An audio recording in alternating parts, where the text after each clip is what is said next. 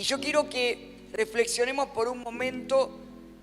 A mí me encantan las conversaciones, las entrevistas, las charlas interesantes. Me interesa mucho hablar con personas que saben más que yo en algo, prestarle atención, adquirir conocimiento sobre algo, y si esa charla deriva en una experiencia personal con esa persona, aún más. Hay una charla que está registrada en uno de los evangelios, en el Evangelio de San Juan, en el capítulo 3, que es una charla muy, pero muy interesante. Y es la charla que tuvo un hombre llamado Nicodemo con Jesús.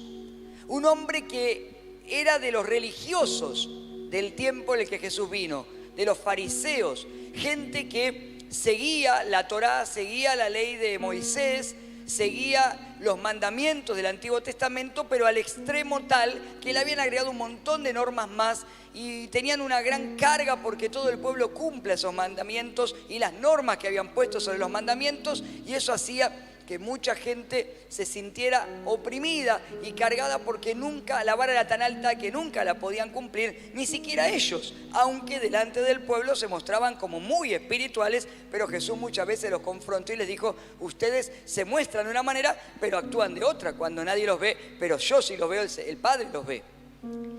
Y un hombre de estos fariseos se llamaba Nicodemo y vino a hablar con Jesús de noche.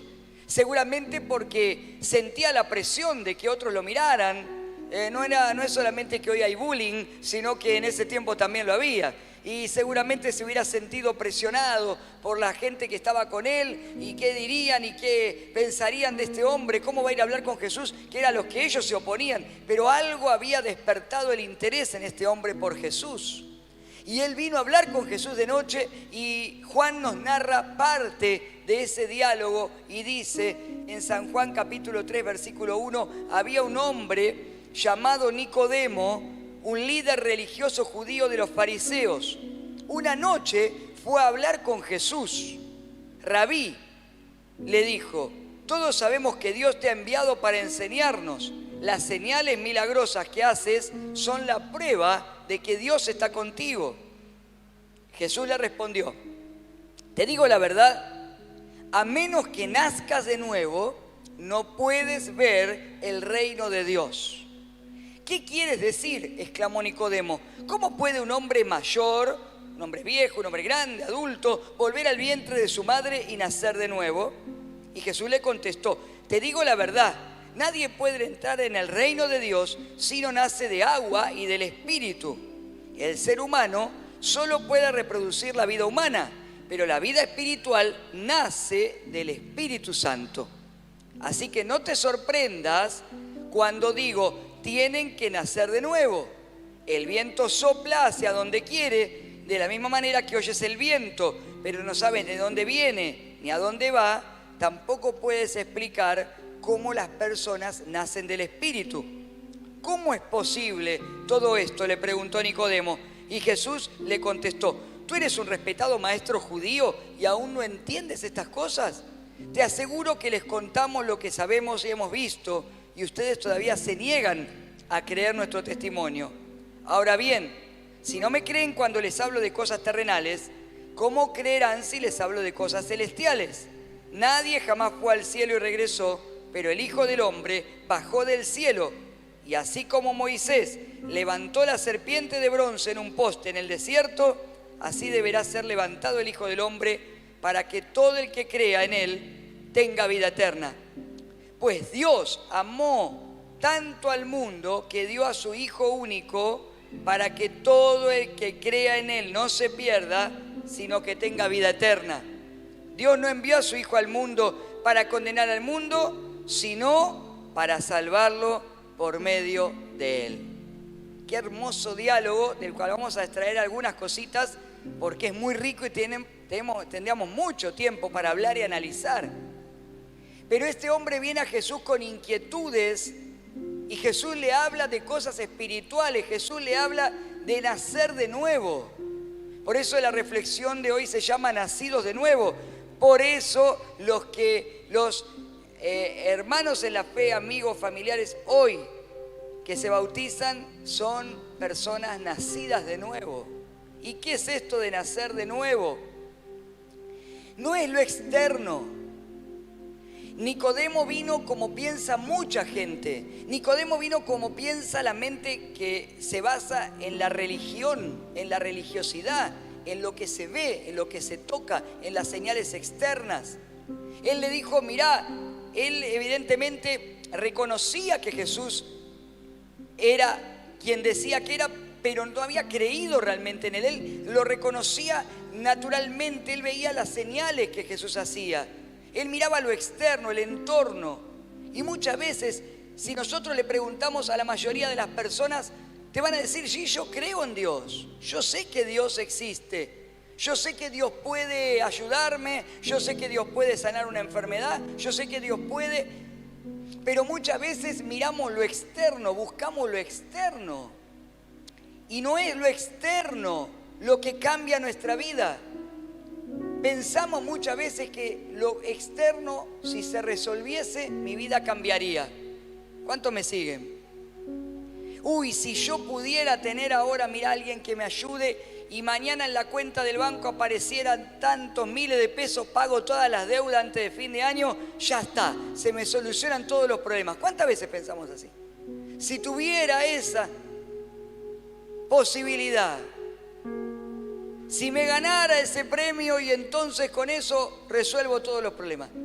Si pudiera tener la casa propia, si pudiera comprar ese auto, cambiar el coche, si pudiera irme de vacaciones donde quiero, entonces cambiaría y volvería totalmente renovado y el año 2023 sería totalmente diferente a este. Pensamos en lo externo porque es natural en nuestra vida, pero no podemos detenernos ahí porque aunque resolvamos todo lo externo, si nuestro interior no está resuelto, entonces todo lo externo se cae. ¿Cuántos están acá? Conozco mucha gente y me ha tocado incluso hablar con personas que teniendo todo lo externo resuelto, no podían o no pueden salir de la cárcel, de la depresión, de la angustia, de la soledad, de la ansiedad, del pánico. Porque no es lo externo donde está el problema, no es el entorno lo que tiene que resolverse en nuestra vida, es el corazón del hombre lo que tiene que cambiar. Es nuestro corazón, es nuestro interior lo que tiene que cambiar.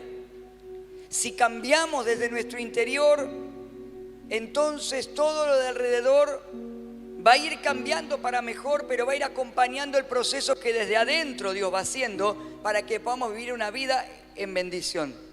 Nacer de nuevo, le dijo Jesús a Nicodemo. Por eso el problema del hombre es un problema espiritual, no es un problema externo ni natural. Si no, toda la gente rica sería feliz, o toda la gente sana que no tenga ninguna enfermedad no se quisiera morir. Y hay gente que tiene una enfermedad y lucha por vivir cada día porque tiene fe, y hay gente sana que se quiere morir y va a un hospital porque no aguanta más de la presión que tiene y que siente, aunque tiene todos los análisis perfectos. Es aquí y es aquí donde Dios tiene que obrar. ¿Cuántos me siguen?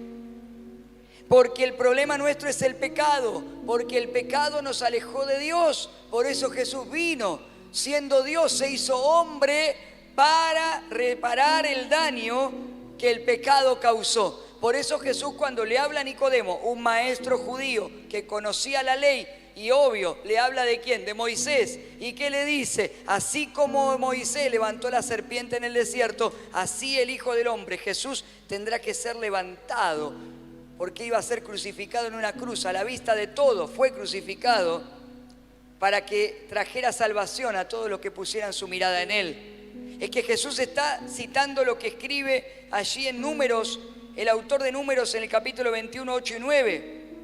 Dice que el pueblo de Israel en la antigüedad había pecado, había murmurado contra Dios, se había rebelado, se había enojado con Dios, había blasfemado. Y entonces dice que vinieron serpientes y comenzaron a picar al pueblo.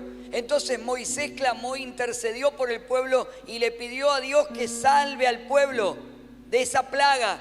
Entonces dice el Señor, le dijo a Moisés, hacé una figura de una serpiente venenosa y atala a un poste. Y todos los que sean mordidos vivirán tan solo con mirar la serpiente. Así que Moisés hizo una serpiente de bronce, la ató a un poste, y los que eran mordidos por una serpiente miraban la serpiente de bronce y sanaban.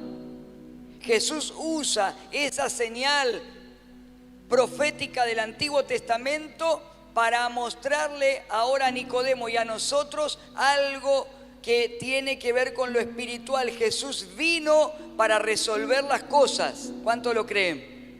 Jesús vino para hacer lo difícil fácil. Jesús vino a solucionar nuestra vida, no a complicarla. Jesús vino a hacer lo que es imposible para nosotros posible. Porque lo que es imposible para el hombre es posible para Dios. ¿Y qué es imposible para el hombre? Resolver el pecado. Por más que quisiéramos, vamos a fracasar una y otra vez. Aún que nos arrepintamos y sigamos a Cristo, vamos a pecar. Porque todos pecamos y nos vamos a volver a equivocar. Pero Jesús vino y dio su vida por nosotros. Fue crucificado y levantado en la cruz, levantado como la serpiente que levantó Moisés para darnos vida y que seamos libres. Amén. La gente vive en este mundo enferma, oprimida. Si nos dejamos llevar por este mundo, vamos a caminar en la corriente de este mundo. ¿Cuáles son las palabras que oímos día a día en las noticias, que escuchamos, que tenemos en nuestra familia? Y aunque podemos nosotros padecer ansiedad, pánico, opresión, depresión, soledad, tristeza, preocupaciones, cargas, no son las cosas que se viven todo el tiempo, es la corriente de este mundo. Y esas cosas son las serpientes pequeñas, chiquititas, que nos van picando día a día y hacen que nuestra cabeza se agache y caminemos por esta tierra y andemos en este mundo agachados y mirando y enfermos y preocupados. Pero ¿sabes qué? Si vos y yo levantamos la mirada como levantó el pueblo de Israel en la antigüedad, si miramos a lo alto, ahí vemos a Cristo. Y el que mira a Cristo es sano, el que mira a Cristo es salvo, el que mira a Cristo recibe libertad. Esa es la buena noticia que tenemos para contarte. Nicodemo, le dijo Jesús, mírame a mí y tus pecados serán perdonados. Mírame a mí, vas a nacer de nuevo. Tenemos que mirar a Cristo, nacemos de nuevo en lo espiritual, somos hechos hijos de Dios, somos aceptados por Dios, no por nosotros, sino porque la sangre de su Hijo nos limpia de todo pecado. Caminamos en un propósito eterno cuando recibimos a Cristo en nuestro corazón. Por eso cuando Pedro, el apóstol Pedro, predicó y le habló de Jesús a miles de personas el día de Pentecostés, dice en Hechos capítulo 2, versículos 37 al 38, las palabras de Pedro, miles de personas lo escucharon. Al igual que estamos compartiendo acá. Si vos escuchás esta palabra, abrís tu corazón, también esta palabra tiene que tocar tu corazón porque no es una palabra humana. Quiero decirte que los que estamos aquí, si yo les pregunto, ¿alguien vino por mí? ¿Se equivocó de lugar? Yo no vine, ni yo mismo vine por mí. Yo vine por Jesús. Yo vine porque Cristo hizo algo en mi vida, porque está haciendo algo en tu vida, porque está haciendo algo en la vida de cada uno de los hermanos que hoy se bautiza. Él es el que tenemos que mirar. Él es el importante. Él nos reúne. Su presencia a través del Espíritu Santo nos convoca, nos llena. Miles de personas escuchaban a Pedro y dice, las palabras de Pedro traspasaron el corazón de ellos. Quienes le dijeron a él y a los demás apóstoles, hermanos, ¿qué debemos hacer? Y vos tal vez hoy preguntás y decís, yo quiero también que mi vida cambie. Tal vez vos ahí estás sentado, sentada y vos decís, yo sé que esas cosas que escuché recién me pasan a mí. Yo no quiero vivir atado a la ansiedad. Yo no quiero vivir corriendo atrás de los problemas. Yo no quiero vivir preocupado, cargado, oprimido todo el tiempo. Yo no quiero vivir así. Es que nadie quiere vivir así. Pero ¿cómo salgo de esa cárcel? ¿Cómo salgo de esa trampa que aún la misma vida me va poniendo, las situaciones? Pedro respondió, la respuesta está aquí. Querido amigo, amiga, hermano, hermana que estás aquí en esta tarde, Pedro respondió, la respuesta es esa. Cada uno de ustedes debe arrepentirse de sus pecados y volverse a Dios y ser bautizados, como hoy hacen nuestros hermanos, en el nombre de Jesucristo para el perdón de los pecados. Entonces, esto es maravilloso, recibirán el regalo del Espíritu Santo. Cuando vos te arrepentís de los pecados y te das cuenta que solo no podés. Arrepentimiento significa cambio de mente. Cambio de pensar. Me doy cuenta. En algún momento en la vida nos tenemos que dar cuenta. Yo tengo 48 años. 25 años de mi vida pasé sin conocer a Cristo. Y en un día me di cuenta. Me di cuenta después de muchas luchas, problemas. veces que me hablaron, veces que pasaba por la puerta de una iglesia y me burlaba y decía, nunca voy a entrar a un lugar así porque ahí están esos locos, o me querían hacer pasar y me cruzaba la vereda de enfrente porque decía, ahí está el que está en la puerta que te da un papelito y te quiere hacer entrar. Yo era de esa persona. Por eso cuando alguien se escapa a mí no me digo, déjalo, porque yo también me pasó. Y creía que seguía en mi camino bien, pero cada vez iba en picada peor, pero seguía rebelde en mi propia opinión, creyendo que yo solo podía. Pero la vorágine del mundo me fue arrastrando hasta que un día como hoy, pude abrir mi corazón y hacer esto. Me arrepentí de mis pecados, me di cuenta. ¿Sabés qué es arrepentirse? Decirme, yo solo no puedo. Necesito de Dios, nada más. Te necesito, Dios, te necesito en mi vida. Te miro a vos, dejo de mirar mi propio ombligo y creer que yo puedo solo, sola.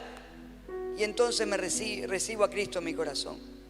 Y después cuando llega el momento que lo haces por voluntad propia como ellos, te bautizás, ¿no?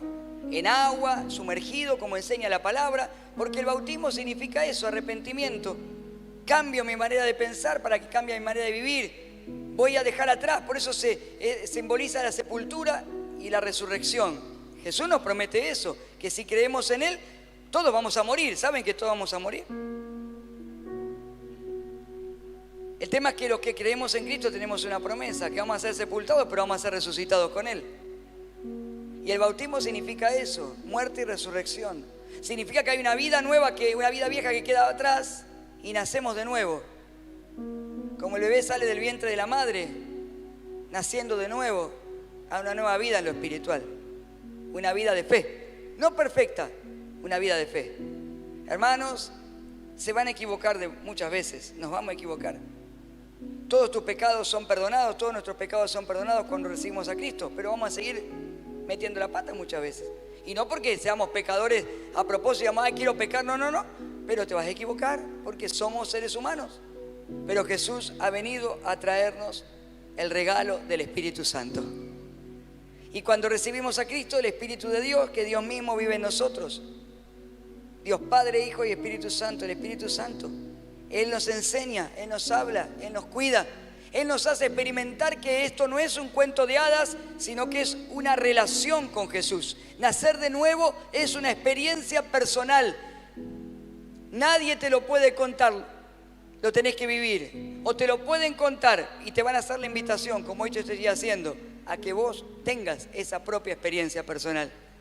No sirve que vivas de la experiencia de otro, no sirve que alguien lo haga por vos. Vos tenés que abrir tu corazón y dejar que Cristo sea el dueño de tu vida. Ese encuentro con Jesús que está vivo y que si le entregás tu vida, el Espíritu Santo viene a vivir en vos, viene a vivir en mí. Y es real. Cierro con esto. No es un cuento de hadas. No es una fábula lo que estamos compartiendo. Hoy se cuesta mucho. Tenemos tanta información, conocemos tantas cosas y a veces escuchamos eso y decimos, lo que pasa es que los cristianos creen en el cuentito de la resurrección y el otro cree en el cuentito de tal cosa. Mira, cuentos y fábulas, historias, metáforas, vas a encontrar un montón en todo el mundo.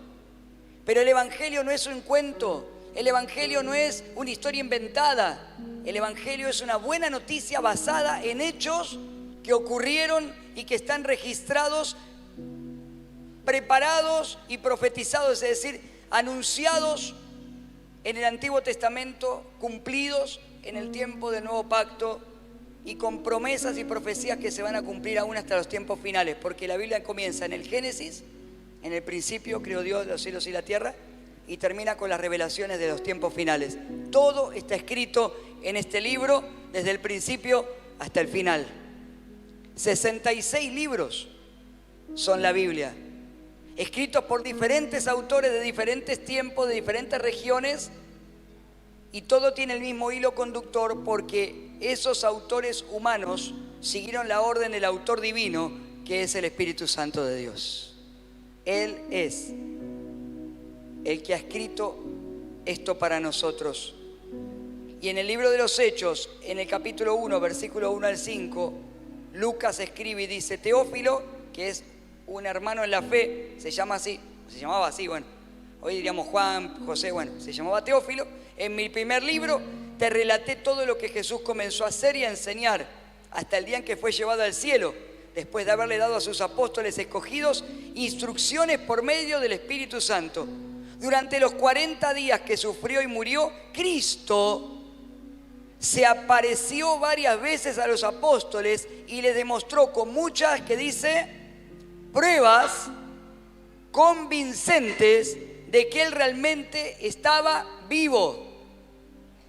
Y les habló del reino de Dios. Una vez, mientras comía con ellos, ya resucitado, les ordenó: no se vayan de Jerusalén hasta que el Padre les envíe el regalo que les prometió. ¿Cuál era el regalo? El Espíritu Santo. Como les dije antes, Juan bautizaba con agua, pero unos cuantos días ustedes serán bautizados con el Espíritu Santo. Jesús vino siendo Dios hecho hombre. Vino, vivió, murió y resucitó. La historia no puede negar la existencia de Cristo. Está probado. Andá a la facultad, a cualquier facultad, cualquier universidad, cualquier instituto terciario, cualquier escuela, y vas a ver que la historia no puede negar la historia. Cristo existió, Cristo hombre, pero además Cristo resucitó. Y vos decís, pero ¿cómo sé que eso no es un cuento de hadas? Bueno, dice dice la palabra de Dios que Él se presentó vivo ante muchos testigos, dentro de los cuales estaban las personas que escribieron parte de la Biblia, y otros que se dedicaron, como Lucas, que si bien no fue uno de los 12 discípulos, fue un médico, historiador, que usó la ciencia que él tenía para recopilar los datos, con toda la cabeza de una persona que tiene ciencia en su mente y arte para escribir.